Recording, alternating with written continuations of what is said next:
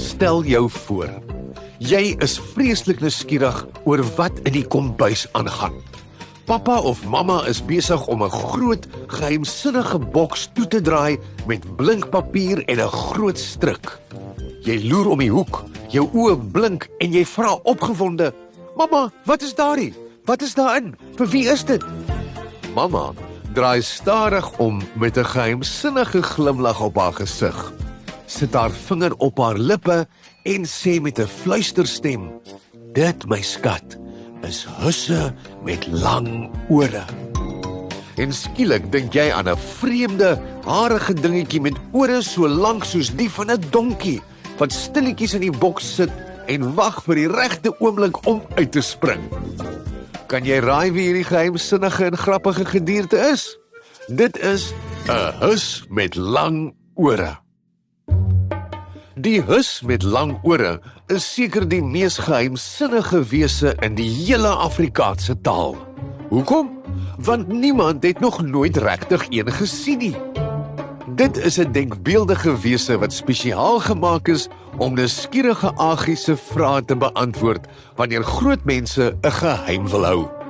As iemand vir jou sê dit is 'n hus met lang ore, beteken dit eintlik dis 'n geheim, moenie so nuuskierig wees nie, jy sal later uitvind. In kinders se verbeelding lyk hulle dikwels soos 'n kruising tussen 'n haas, 'n kabouter en 'n klein wollerige monstertjie met reuse ore wat so satellietskottels kan ronddraai om geheime op te spoor. Waar kom hierdie snaakse sê-ding vandaan? Dit is 'n baie ou uitdrukking in Afrikaans wat oorspronklik uit Nederlands kom, waar hulle praat van husse met lange ore.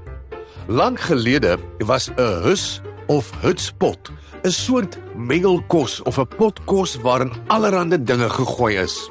As kinders gevra het, "Wat eet ons vanaand?" het die groot mense sommer gesê, "Husse," om hulle te terg. Later het mense die lang ore bygesit om dit soos 'n regte snaakse monster te laat klink. Dit is 'n wonderlike manier hoe taal gebruik word om stories te maak uit gewone woorde uit. Daar's nie 'n antieke Griekse mite oor die hus nie, maar die storie gebeur elke dag in duisende huise. Dis die storie van die nuuskierige agie, en 'n sak vol stories het juis 'n storie oor nuuskierigheid. Elke keer as daar Kersgeskenke weggesteek word, of as pappa 'n verrassing in sy sak het, word die legende van die hus met lang ore weer lewendig om die geheim te bewaar tot die tyd reg is. Wat eet 'n hus met lang ore? Wel, omdat hy sulke lang ore het, eet hy seker dinge wat hom help om goed te luister. Dalk luistervinke of luisterkoekies of dalk net lugborrels en wortels sodat sy ore lekker regop en harig kan bly. En natuurlik eet hy ook die nuuskierigheid van kinders op. Al is hy 'n sê-ding, is daar pragtige Afrikaanse stories en rympies wat hom insluit. Daar's ook 'n hele boek, Husse met lang ore, van Elsa Winkler met pragtige illustrasies deur Alida Botma. Hoe beskerm jy jouself teen 'n hus met lang ore? Jy hoef nie weg te hardloop nie, want hy's glad nie gevaarlik nie. Die enigste manier om hom te laat verdwyn, is om op te hou om so baie vrae te vra.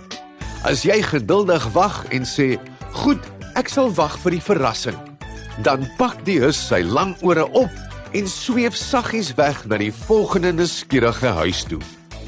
Dit was dan vandag se baie unieke en grappige kreatuur, die hus met lang ore. Tot die volgende aflewering van Kreatiewe Kreature, lekker luister, lekker lees en lekker leer.